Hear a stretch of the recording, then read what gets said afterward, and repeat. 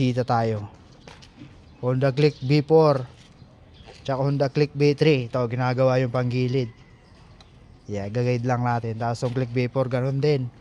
Pagkakabit lang ng flat set, di pa magawa. Di marunong.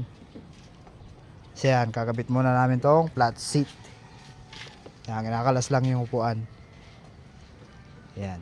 Tingnan natin mamaya kung ano itsura pag nakalas na. Eto na itsura niya mga boss, na ikabit na. Sobrang ganda na mga bossing. Ano.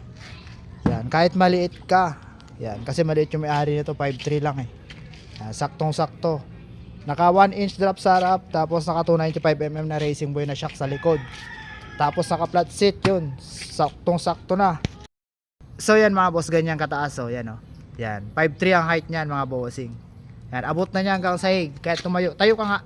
Tayo mo yan. Oh, yan oh, lagpas na sa puweto. Yan oh. Yan. Puging-pugi na yung Honda Click niya mga bossing, kaso may problema. Yung driver. Yung driver lang. So yun lang.